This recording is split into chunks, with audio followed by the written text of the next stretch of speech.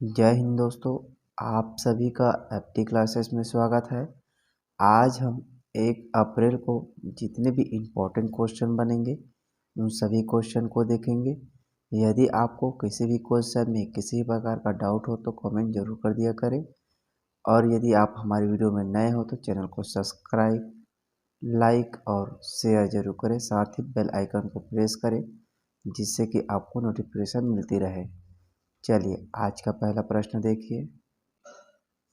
मुख्यमंत्री दाई दीदी mobile clinic योजना के अंतर्गत अब तक कितने लोगों का इलाज किया जा चुका है? तो इनका सही आंसर होगा 1,52,361 लोगों का सफल इलाज किया जा चुका है। चलिए याद रखेंगे, मुख्यमंत्री दाई दीदी मोबाइल क्लिनिक योजना के माध्यम से अब तक करीब 2036 कैंप लगाए जा चुके हैं। इस योजना के माध्यम से रायपुर, बिलासपुर, भिलाई नगर निगम क्षेत्र की झुग्गी बस्तियों में रहने वाले 1,52,361 महिलाओं एवं बालिकाओं को उनके घर के पास ही दाई दीदी क्लिनिक कैंप के माध्यम से इलाज किया गया है। छत्तीसगढ़ शासन के नगरीय प्रशासन एवं विकास विभाग द्वारा मुख्यमंत्री दाई दीदी क्लिनिक योजना की संचालन की जा रही है। इस योजना की शुरुआत मुख्यमंत्री भूपेश बघेल ने 19 नवंबर 2020 को इंदिरा गांधी के जन्मदिन के अवसर पर किया गया है। याद रखेंगे इस डेट को, 19 नवंबर 2020 को इनका शुरुआत किया गया है। चलिए अगला प्रश्न देखिए। छत्तीसगढ़ का पहला डिजिटल रेडियो स्टेशन रेडियो संगवारी का लॉन्च किसके द्वारा किया गया है? तो सही आंसर होगा रेडियो संगवारी का लॉन्च मुख्यमंत्री भूपेश बघेल द्वारा किया गया है। बहुत ही इंपॉर्टेंट क्वेश्चन है। रेडियो संगवारी का लॉन्च मुख्यमंत्री भूपेश बघेल द्वारा किया गया है।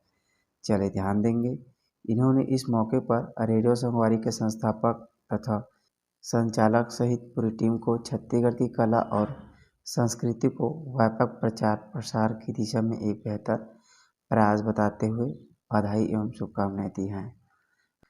रेडियो संगवारी के माध्यम से छत्तीसगढ़ी लोक कला, लोक संस्कृति और गीत संगीत को आम लोगों तक डिजिटल रेडियो स्टेशन के माध्यम से पहुंचाने के लिए रेडियो संगवारी की स्थापना की गई है।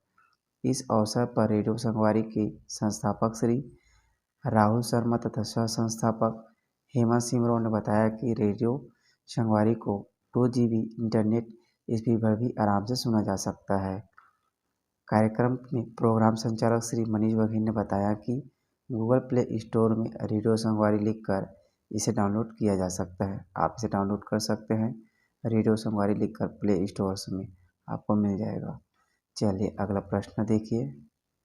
अप्रैल जनवरी 2022-23 के दौरान भारत का कृषि निर्यात कितने प्रतिशत बढ़कर 43.37 मिलियन अमेरिकी डॉलर हो गई है? इनका सही आंसर होगा 6.04% हो गई है। बहुत ही इंपॉर्टेंट क्वेश्चन है।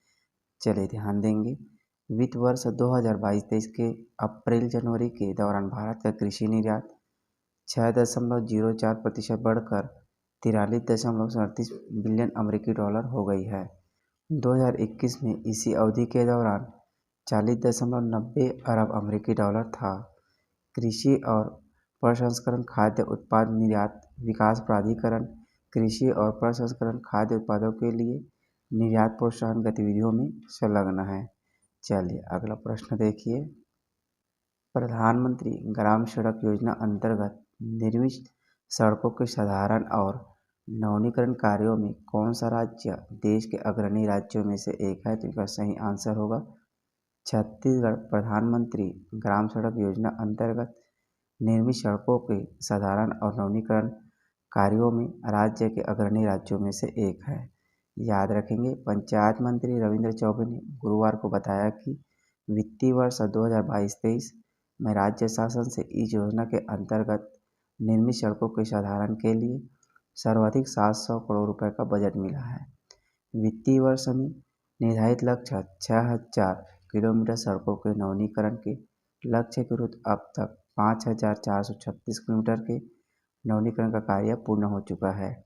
उन्होंने बताया है कि मुख्यमंत्री भूपेश बघेल की पहल पर सड़कों के नवीनीकरण के लिए नियमित रूप से बजट उपलब्ध कराने से यह उपलब्धि मिली है। अगला प्रश्न देखिए।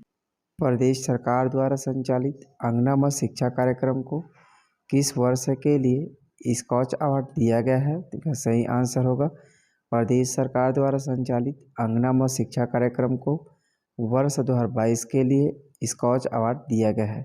वेरी आईएमपी क्वेश्चन है। चलिए इम्पोर्टेंट फैक्ट को याद रखेंगे क्योंकि इससे कोर्ट वाले क्वेश्चन बनाए जाते हैं। कड़ी प्रतियोगिता के बाद राज्य में समग्र शिक्षा द्वारा संचालित अंगना मत शिक्षा कार्यक्रम को वर्ष 2020 में किए गए कार्य के लिए स्कॉच अवार्ड 2022 दिया गया है। अंगना मत शिक्षा कार्यक्रम शिक्षिकाओं के समूह द्वारा संचालित किया जाता है। याद रखेंगे अंगना मत शिक्षा कार्यक्रम शिक्षिकाओं के समूह द्वारा संचालित किया जाता है। स्कॉच अवार्ड एक स्वतंत्र संगठन द्वारा डिजिटल, वित्तीय और सामाजिक समावेशन के क्षेत्र में सर्वोत्तम प्रयासों के लिए प्रदान किया जाता है। इस पॉइंट को भी याद रखेंगे, इससे भी क्वेश्चन बनेंगे। कोरोना के समय बच्चों की पढ़ाई निरंतर जारी रखने के लिए जब अलग अलग नवाचार किए जा रहे थे तब शिक्षिकाओं ने मिलकर अंगना मत शिक्षा कार्यक्रम की शुरुआत की गई। आगे देखिए, इस कार्यक्रम के जरिए माताओं को जोड़कर घर पर रहते हुए बच्चों को सिखाने में मदद करने के लिए प्रोत्साहित किया गया। ग्राम स्तर पर बेहतर कार्य कर रही महिलाओं को स्मार्ट माता के रूप में चयन कर सम्मानित भी किया गया है। इस पॉइंट को भी याद रखेंगे, इससे भी क्वेश्चन बनेंगे। चलिए अगला प्रश्न देखिए, प्रदेश सरकार द्वारा संचालित तुम्हार सरकार तुम्हार द्वार के अंतर्गत अब तक कितने लाख स्मार्ट कार्ड आधारित पंजीयन प्रमाण पत्र और ड्राइविंग लाइसेंस आवेदकों के घर भेजे जा चुके हैं? तो इसका सही आंसर होगा 18 लाख आवेदकों के घर लाइसेंस भेजे जा चुके हैं। चलिए ध्यान देंगे, इनकी शुरुआत 1 जून 2021 को प्रारंभ किया गया है। यह रायपुर नगर निगम से प्रारंभ किया गया, इसे याद रखेंगे, इससे भी क्वेश्चन बनते हैं। प्रदेश के परिवहन विभाग के सभी प्रकार के स्मार्ट कार्ड आधारित ड्राइविंग लाइसेंस और रजिस्टर प्रमाण पत्र से संबंधित 22 परिवहन सेवाएं स्पीड पोस्ट के माध्यम से आवेदकों और वाहन स्वामियों को घर के पते पर पहुंचाई जा रही है। इसके तहत अब तक 18 लाख स्मार्ट कार्ड आधारित पंजीयन प्रमाण पत्र ड्राइविंग लाइसेंस आवेदकों के घर भेजे जा चुके हैं। याद रखेंगे 18 लाख स्मार्ट कार्ड आधारित पंजीयन प्रमाण पत्र ड्राइविंग लाइसेंस आवेदकों के घर भेजे जा चुके हैं। नेक्स्ट क्वेश्चन देखिए, छत्तीसगढ़ में एशिया का सबसे बड़ा और भारत का 5वां फॉसिल्स हेरिटेज साइट कहाँ प्रस्तावित है? तो इनका सही आंसर होगा मनेंद्रगढ़ में प्रस्तावित है। यह वेरी आईएमपी क्वेश्चन है क्योंकि भारत का 5वां फॉसिल्स हेरिटेज साइट और छत्तीसगढ़ में एशिया का सबसे बड़ा हेरिटेज साइट मनेंद्रगढ़ में प्रस्तावित है। वेरी आईएमपी क्वेश्चन है। चलिए ध्यान देंगे, हसदेव नदी तट पर 28 करोड़ साल पुराने मैरीन फॉसिल्स पार्क को सुरक्षित और बायोडाइवर्सिटी हेरिटेज साइट बनाने 8 करोड़ का प्रोजेक्ट बना है। छत्तीसगढ़ में एशिया का सबसे बड़ा फॉसिल्स हेरिटेज साइट मनेंद्रगढ़ में प्रस्तावित है, जो भारत का 5वां और प्रदेश का पहला समुद्री जीवाश्म पार्क है। वेरी आईएमपी क्वेश्चन है, इन सभी पॉइंट को अच्छे से याद रखेंगे।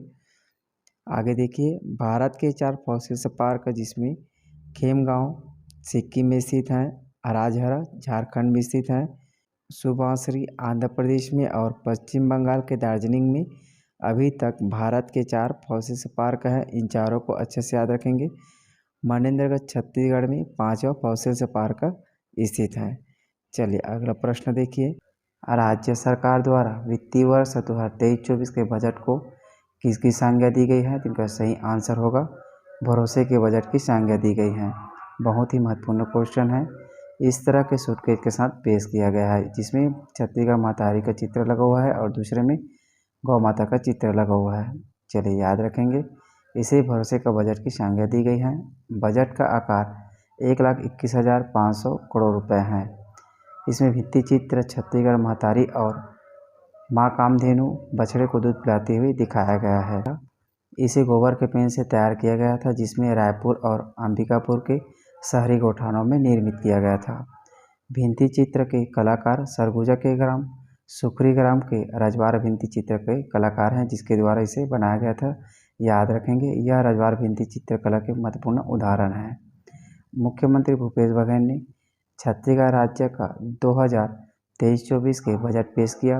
यह राज्य का 23वां बजट है और मुख्यमंत्री भूपेश बघेल के कार्यकाल का 5वां बजट है। इसे भी याद रखना है, इससे भी क्वेश्चन डायरेक्ट बन सकते हैं। पिछले वीडियो में हमने आपसे प्रश्न पूछा था कि Indian master national badminton championship में छत्तीसगढ़ की मानसी सिंह कौन सा पदक जीत हासिल किया है, तो इनका सही आंसर होगा सिल्वर मेडल जीत हासिल किया है। अब आपके लिए आज का प्रश्न है, राज्य सरकार द्वारा वित्तीय वर्ष 2023-24 के बजट को किसकी संज्ञा दी गई है, तो इनका सही आंसर आप कमेंट बॉक्स में ज़रूर बताना है। चलिए मिलते हैं अगले वीडियो में। जय हिंद, जय छत्तीसगढ़।